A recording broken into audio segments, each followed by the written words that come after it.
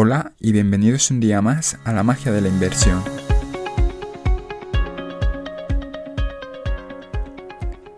Hoy estamos a 30 de enero y bueno, esta semana han pasado cosas en bolsa de las que vamos a hablar.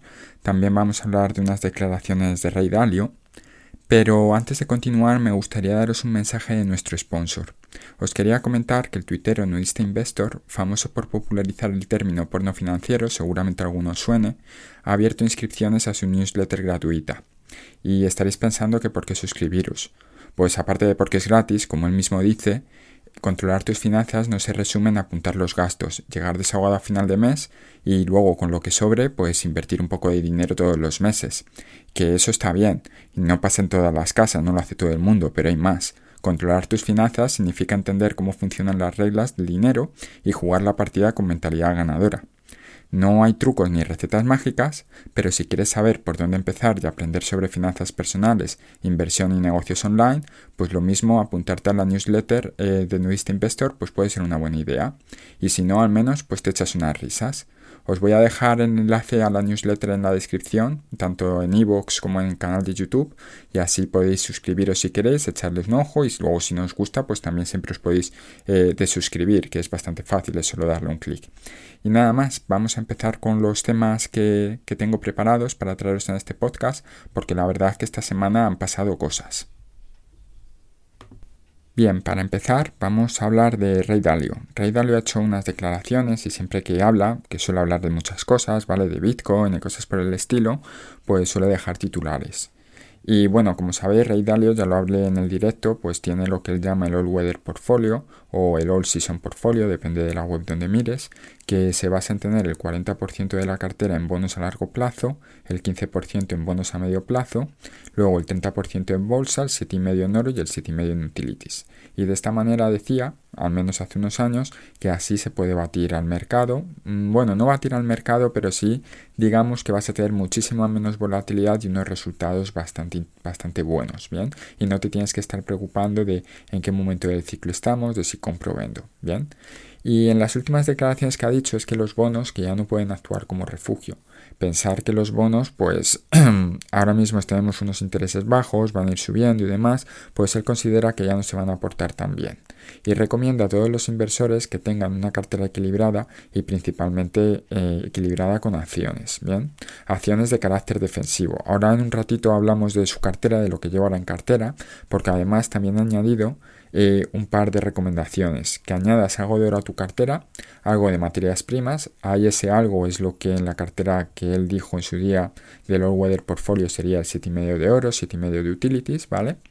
De utilities o lo que él principalmente decía era 7,5% de materias primas, ¿vale? Y luego sobre todo también decía que no te endeudes para invertir.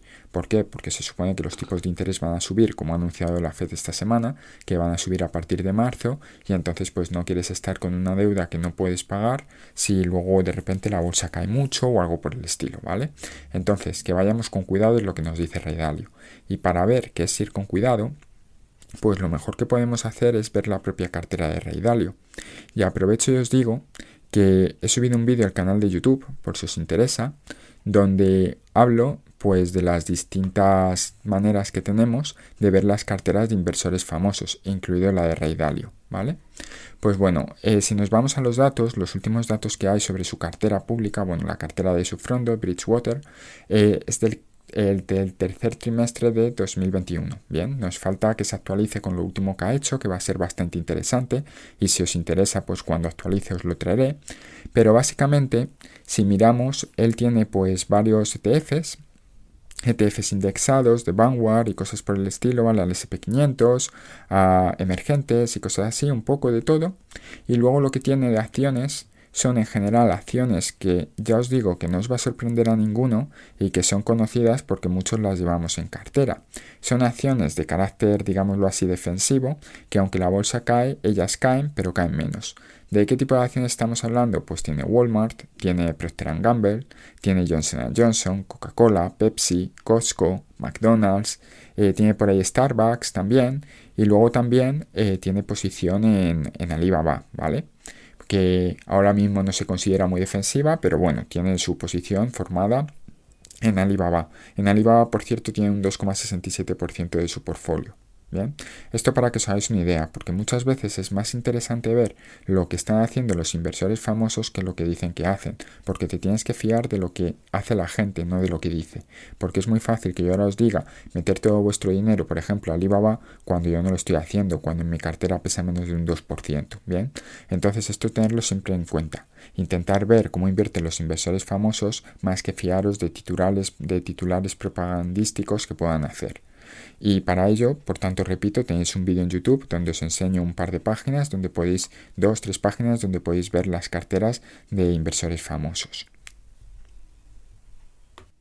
Dicho todo esto, pues ahora me gustaría hablar un poco de lo que ha pasado durante la semana, un poco en línea con lo que hice ya en el podcast anterior. En el podcast anterior os hablaba de qué cosas había que hacer, que había alta volatilidad, bien, que yo había aprovechado para comprar un Unilever, creo que os lo comenté, cuando pegó ese bajón, bien, por el anuncio de que iba a comprar la parte de consumer de Glaxo y cosas de ahí, ¿vale? Que pasaron con la empresa, pues aproveché para comprar un poco. Y bien, he hecho un análisis, aunque todavía falta el lunes para ver cómo acaba este inicio de año, este primer mes, pues he ido haciendo un pequeño análisis de cómo lo ha hecho mi cartera, cómo se ha comportado, si realmente se ha comportado como yo quiero que se comporte, ¿bien? Y el análisis ha sido muy interesante y lo quiero compartir con vosotros. Como la mayoría de gente que me sigue desde hace tiempo sabe cómo está compuesta mi cartera, y para los nuevos sabrán que yo tengo acciones relativamente conservadoras. Tengo una posición importante, por ejemplo, en Johnson Johnson. También es cierto que mi mayor posición ahora es el All-Weather Portfolio y que la segunda mayor posición es Google, ¿bien? Pero en general tengo acciones como Johnson Johnson, Colgate, McDonald's, la propia Unilever, Diageo también en Inglaterra. Tengo muchas acciones, digamos, de consumo defensivo y muy defensivas, que cuando cae la bolsa tienen que caer menos. Esta manera de invertir es algo que me decidí a hacer a finales de 2018, cuando hubo un pequeño crash en bolsa, que cayó en torno a un 20%, llegó hasta caer.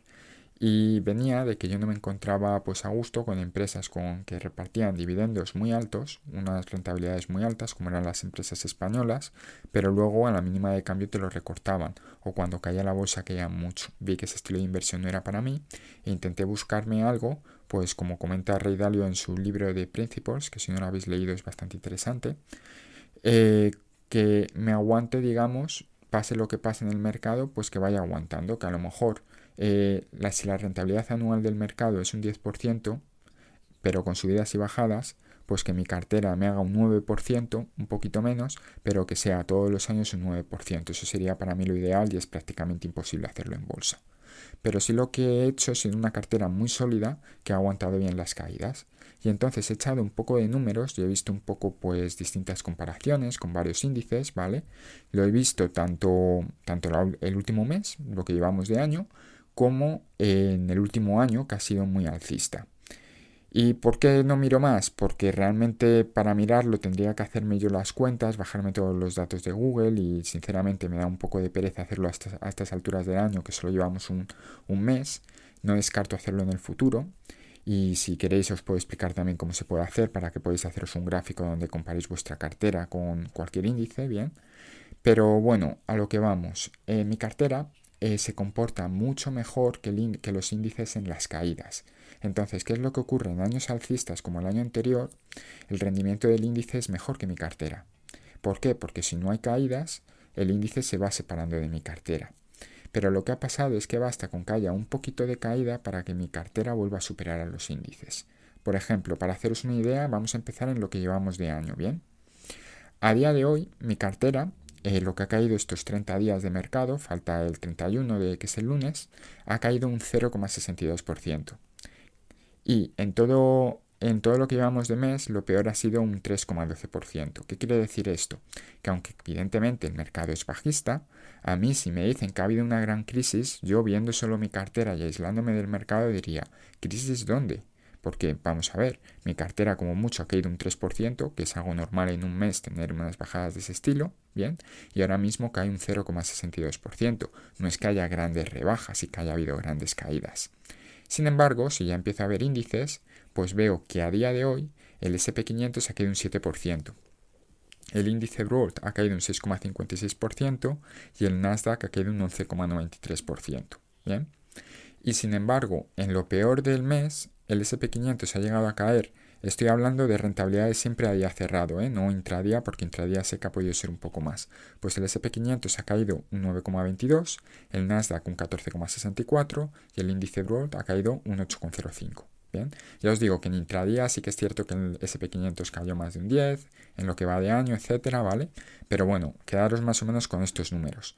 Claro, si miramos la diferencia entre mi cartera y estos índices, que son a los que normalmente la gente se indexa, es abismal. Bien, y es abismal porque mi cartera, al ser muy defensiva, se comporta muy bien en las bajadas. Y eso es lo que quiero.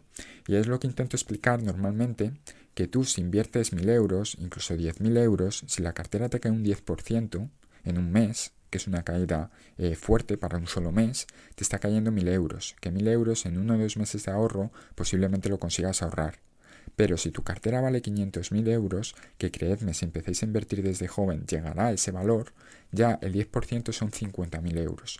Y entonces ya pues lo puedes pasar peor. Aunque tengas mucha experiencia, yo he visto comentarios en las redes sociales de gente con experiencia de que cuando la cartera es muy grande, pues ya no pasan tan bien las caídas.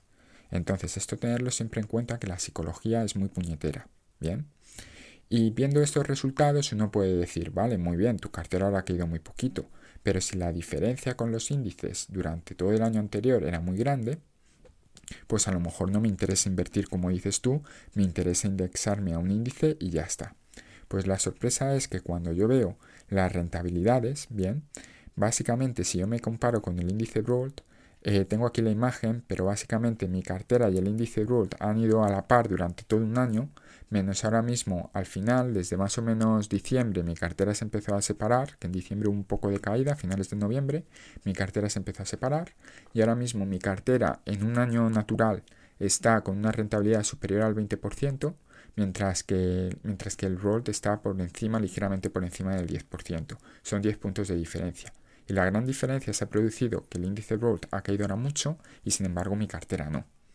Si vamos al SP500, que como digo estoy viendo el peor escenario de mi cartera, que es que vengamos de una época muy alcista, mi cartera iba muy en paralelo con el índice, bien, con el índice SP500, sí que es cierto que rentabilidad pues un poco por debajo, normalmente ha estado en torno a un 5% por debajo, bien, y en el peor de los casos llegó a estar pues en torno a un 7% por debajo de la rentabilidad.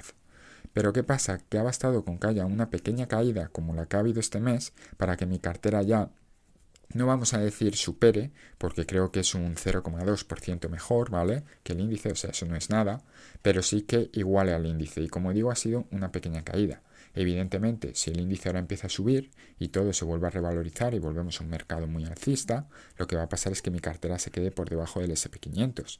Y sinceramente es algo con lo que puedo vivir, porque yo lo que quiero es evitar esa alta volatilidad, esas altas caídas. Y ya no pongo el Nasdaq, porque el Nasdaq sí que es cierto que mi cartera lo ha hecho muchísimo mejor, ¿bien? Y me estaba comparando simplemente con los índices para ver yo personalmente, y lo comparto con vosotros, como digámoslo de otra manera, no todo es indexación. En indexación te comes estas volatilidades, te las comes con patatas si estás indexado. Y sin embargo, con un poco de ajuste y de conocimiento, que yo tampoco soy un gestor profesional, podéis evitar muchas veces estas caídas comprando empresas más estables. Y con empresas más estables siempre he hablado de, por ejemplo, Colgate. Colgate es una empresa que es una piedra, que es muy difícil tirarla para abajo y que caiga mucho. Porque cuando todo el índice cae un 50%, a lo mejor Colgate cae un 20%, como pasó durante el COVID. Entonces, esto tenerlo en cuenta, que ni siquiera tenéis que invertir en bonos para tener una cartera mucho menos volátil.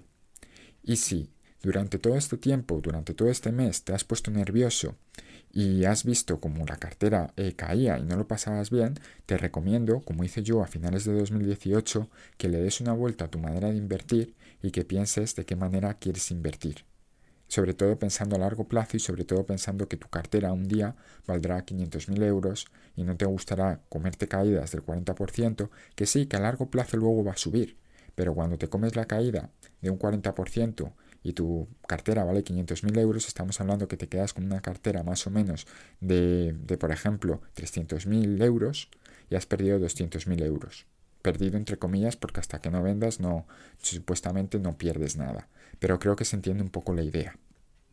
Y nada más, os recomiendo que estéis atentos, muy atentos a lo que pueda pasar en el mercado Que aprovechéis las altas volatilidades si veis oportunidades para comprar, ¿bien? Porque esto no dura para siempre. Esto es ahora un periodo que hay y luego de repente o volvemos a un periodo lateral bajista o lateral alcista, pero no vamos a tener unas caídas tan en picado durante mucho tiempo. Bien, así que aprovechar las oportunidades. Espero que os haya sido por lo menos interesante el podcast, si habéis aprendido algo mejor y nos escuchamos la semana que viene. Os leo en los comentarios. Hasta luego.